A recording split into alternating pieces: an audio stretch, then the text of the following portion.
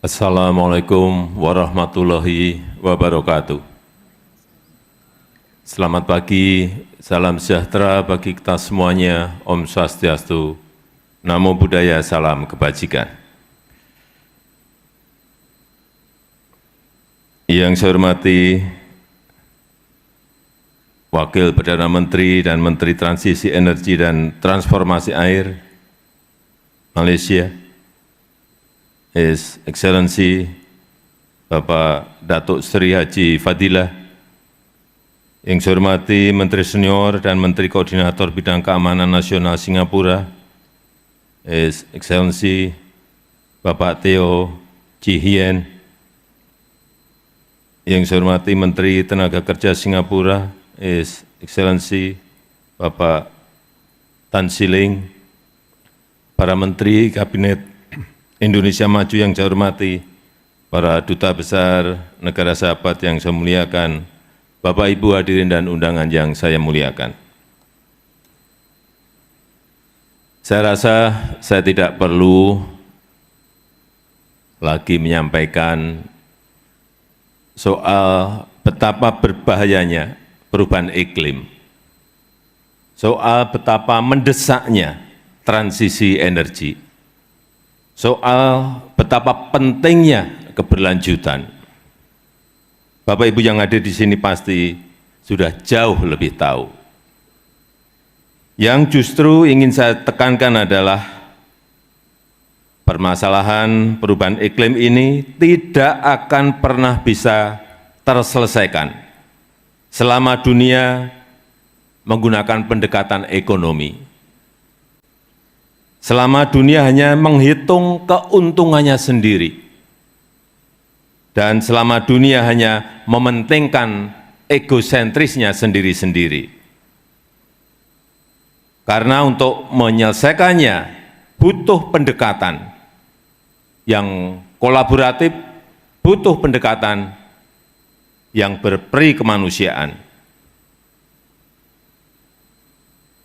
Dan kolaborasi antara negara maju dan negara berkembang.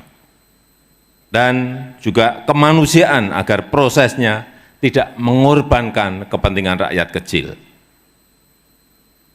Karena ekonomi hijau bukan hanya tentang perlindungan lingkungan, bukan hanya itu, tapi juga tentang bagaimana menciptakan kesejahteraan bagi rakyat, kesejahteraan yang berkelanjutan bagi rakyat.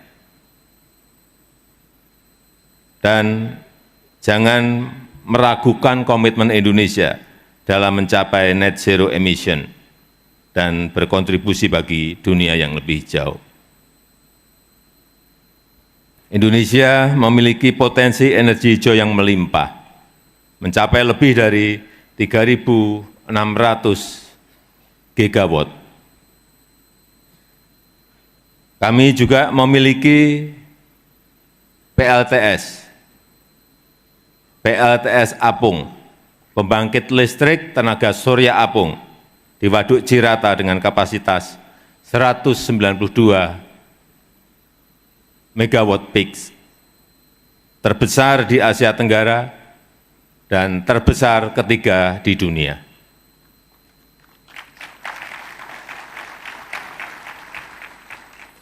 Indonesia juga memiliki potensi besar dalam penyerapan karbon.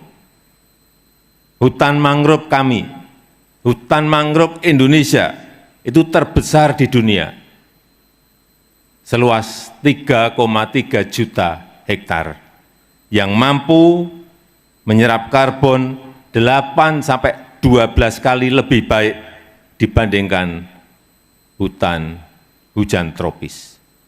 Ini yang banyak orang tidak tahu. Indonesia memiliki kawasan industri hijau seluas 13.000 hektar. Ini juga salah satu yang terbesar di dunia.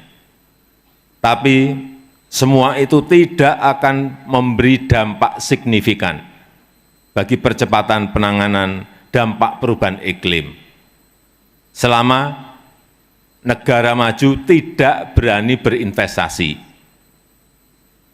selama riset dan teknologi tidak dibuka secara luas,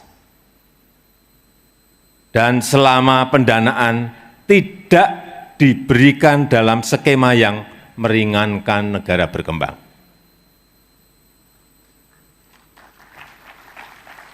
Tiga hal itu penting untuk menjadi catatan kita semuanya. Dan Indonesia sangat terbuka bermitra dengan siapapun untuk memaksimalkan potensi bagi dunia yang lebih hijau, untuk memberikan akses energi hijau yang berkeadilan, untuk mendorong pertumbuhan ekonomi inklusif dan berkelanjutan. Saya harap forum ISF ini dapat menjadi tempat bertemunya pengetahuan, tempat bertemunya pengalaman, tempat bertemunya sumber daya yang dapat menjadi modal bersama dalam berkolaborasi menghadapi tantangan iklim yang ada. Karena kolaborasi bukan pilihan, kemanusiaan bukan opsi, melainkan sebuah keharusan dan kewajiban. Dan dengan mengucap Bismillahirrahmanirrahim, Indonesia International Sustainability Forum 2024 secara resmi saya nyatakan dibuka. Terima kasih. Assalamualaikum warahmatullahi wabarakatuh.